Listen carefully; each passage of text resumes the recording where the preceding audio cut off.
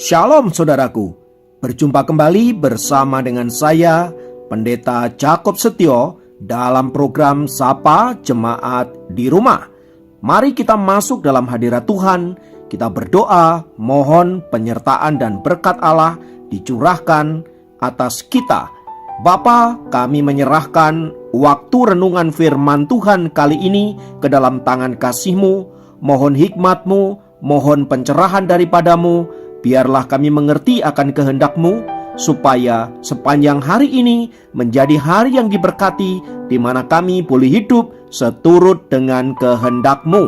Berfirmanlah Tuhan, kami siap diberkati. Di dalam nama Yesus kami berdoa dan bersyukur kepadamu. Haleluya, amin. Firman Tuhan kali ini saya ambil dari Mazmur 109 ayat yang pertama. Saya ulangi, Mazmur 109 ayat yang pertama berkata, untuk pemimpin biduan, Mazmur Daud. Ya Allah pujianku, janganlah berdiam diri. Haleluya. Nah, saudara-saudara, Mazmur 109 adalah salah satu mazmur yang ditulis oleh Raja Daud.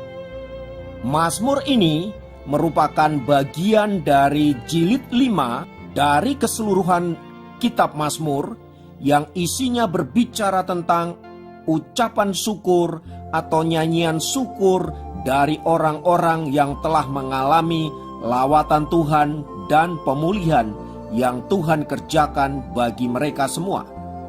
Tampaknya saudara-saudara, para penulis Mazmur itu adalah orang-orang yang mengalami kasih dan kemurahan Tuhan Allah Yehova Elohim.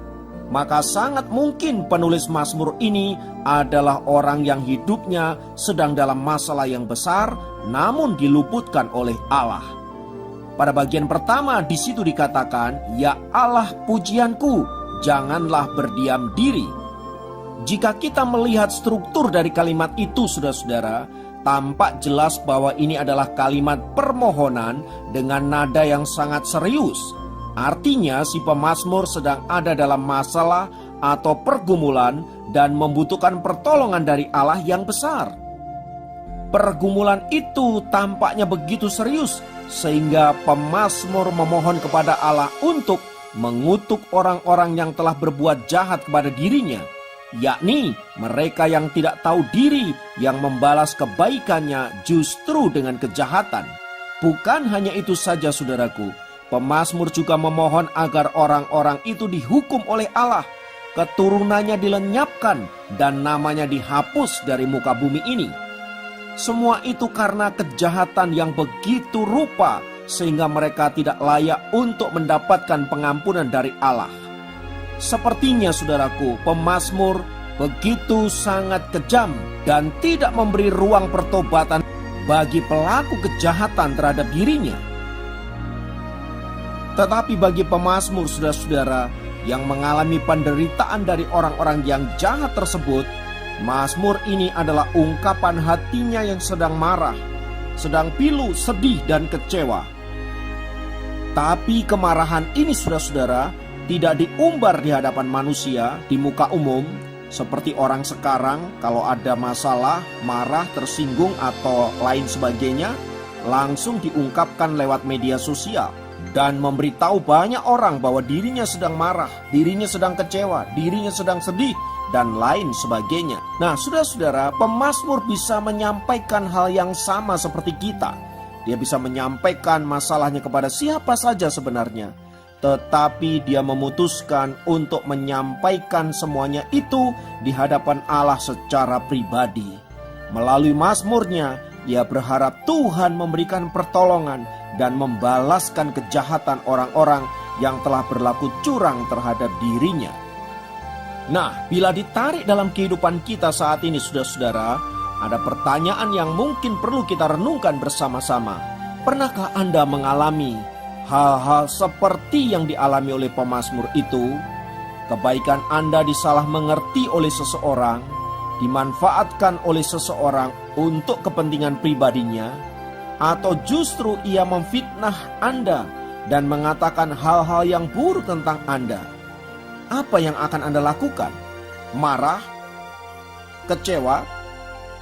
ingin membalas kejahatan mereka, atau apapun yang penting kita bisa meluapkan kemarahan kita. Saudara-saudara dikasihi Tuhan, kita memang boleh marah untuk setiap kejahatan yang kita terima dari orang-orang yang tidak bertanggung jawab. Tapi Alkitab mengatakan, jangan berbuat dosa. Artinya dengan kata lain saudara-saudara, kita perlu menyampaikan kemarahan kita itu pada sasaran yang tepat, kepada pribadi yang tepat. Dan Dia adalah Allah kita, Tuhan Yesus, yang mengerti pergumulan-pergumulan kita, yang mengerti perasaan kita dan lain sebagainya. Sebab kalau kita marah kepada orang-orang yang membuat kejahatan kepada kita, masalah bisa menjadi sangat pelik, rumit dan lain sebagainya. Mari dalam situasi seperti itu, kita sampaikan kemarahan kita, kekecewaan kita, dan apapun yang kita rasakan kepada Tuhan di dalam doa-doa kita secara pribadi. Dengan begitu saudaraku, kita memberi ruang seluas-luasnya untuk Allah bertindak melakukan pembelaan pada kita dengan cara dan kehendaknya sendiri. Sebab saya percaya kalau Allah yang membela kita saudara-saudara, maka tidak ada satu pribadi pun yang sanggup melawan kita. Dan pembelaan Allah itu selalu sempurna dalam hidup kita. Itu artinya saudara-saudara, kita tak perlu melakukan hal-hal yang tak penting, yang justru membuat keadaan menjadi rumit, yang justru membuat situasi menjadi tidak terkendali, dan sangat mungkin dapat merugikan kita. Oleh sebab itu saudara-saudara, bila hari-hari ini kita mengalami kekecewaan, marah, dan lain sebagainya atas tindakan-tindakan orang yang merugikan kita, mencemarkan nama baik kita, dan lain sebagainya, mari kita bawa ke alamat yang tepat, yaitu kepada Tuhan kita Yesus Kristus. Dia adalah hakim yang adil, dan biarlah Dia yang melakukan penilaian dan pembelaan atas diri kita. Kita cukup menjadi penonton saja. Haleluya. Biarlah firman Tuhan ini menguatkan, meneguhkan kita supaya kita tidak mengambil alih bagian Tuhan dan memberi ruang seluas-luasnya untuk Allah bekerja, melakukan pembelaannya terhadap kita. Mari kita berdoa. Bapa, dalam nama Yesus, dalam hidup ini seringkali kami menghadapi hal-hal yang mengecewakan, hal-hal yang membuat kami merasa dikhianati, dilecehkan, direndahkan, bahkan nama baik kami dicemarkan.